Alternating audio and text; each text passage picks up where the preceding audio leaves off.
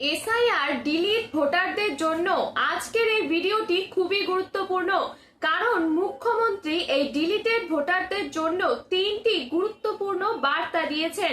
এমনকি তাদের নাগরিকত্ব নিয়ে কি বললেন মুখ্যমন্ত্রী, সবকিছু আজকের এই ভিডিওতে বিস্তারিতভাবে আলোচনা করব, তাই ভিডিওটি শেষ পর্যন্ত অবশ্যই দেখবেন। তো চলুন ভিডিওটি শুরু করি।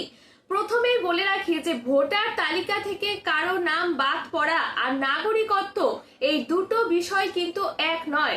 ভোটার তালিকা থেকে নাম বাদ পড়লেই যে নাগরিকত্ব নেই এমন কিন্তু কোনো নিয়ম নেই, কারণ এই দুটো বিষয়ই আলাদা।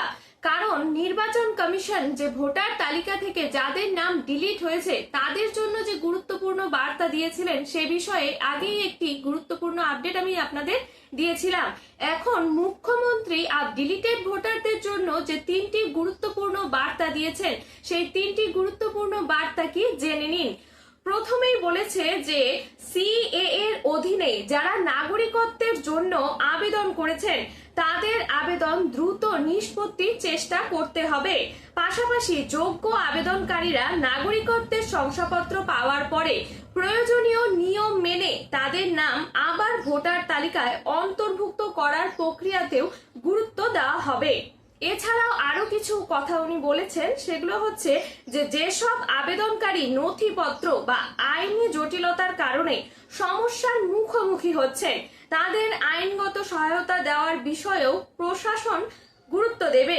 একই সঙ্গে পুলিশ প্রশাসনকে নির্দেশ দিয়েছেন তিনি বলেছেন যাতে বৈধ আবেদনকারী বা সাধারণ নাগরিকদের শুধুমাত্র নথির অজুহাতে অযথা হয়রানি না করা হয়, কারণ অনেক বৈধ ভোটার রয়েছে যাদের নাম ডিলিটেড ভোটার হয়ে গেছে, মানে ভোটার তালিকা থেকে নাম ডিলিট হয়ে গেছে। এরপর আরো একটি গুরুত্বপূর্ণ বিষয় হলো যে যারা এখনো সিএএ এর অধীনে আবেদন করেনি, কারণ এখনো অনেক ডিলিটেড ভোটার রয়েছে যারা এখনো পর্যন্ত আবেদন করেননি, তাদের কিন্তু তারা যোগ্য হওয়া সত্ত্বেও তারা এখনো আবেদন করেনি, তাদের আবেদন করার জন্য উৎসাহিত করা হয়েছে। কারণ এই আইনের উদ্দেশ্য হলো যোগ্য ব্যক্তিদের নাগরিকত্ব প্রদান করা, এমনটাই সরকারের পক্ষ থেকে বলা হয়েছে। তো যারা যোগ্য তারা অবশ্যই এখনো যদি আবেদন না করে থাকেন তাহলে দ্রুত আবেদন করুন।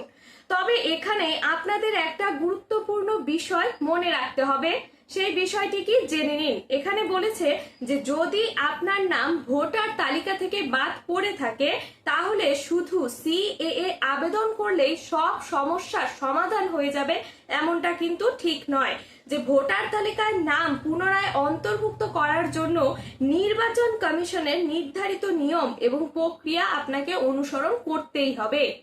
ঠিক আছে, এরপর তাই যদি আপনার নাম ডিলিট হয়ে থাকে, এখন যদি আপনার নাম ভোটার তালিকা থেকে ডিলিট হয়ে থাকে তাহলে আতঙ্কিত না হয়ে প্রথমে কারণ জেনে নিন, কি কারণে আপনার নামটি ডিলিট করে দেওয়া হয়েছে এবং প্রয়োজনীয় নথিপত্র ঠিক রাখুন এবং সংশ্লিষ্ট দপ্তরের নির্দেশ অনুযায়ী পরবর্তী পদক্ষেপ নেবেন। ডিলিটেড ভোটারদের নিয়ে আরো একটি গুরুত্বপূর্ণ আপডেট, এরকমই আরো গুরুত্বপূর্ণ আপডেট যদি আপনি পেতে চান তাহলে অবশ্যই চ্যানেলটি সাবস্ক্রাইব করবেন। আর ভিডিওটি যদি আপনাদের ভালো লেগে থাকে তাহলে অবশ্যই লাইক, কমেন্ট এবং শেয়ার করবেন। ধন্যবাদ, দেখা হবে পরবর্তী গুরুত্বপূর্ণ আপডেটে।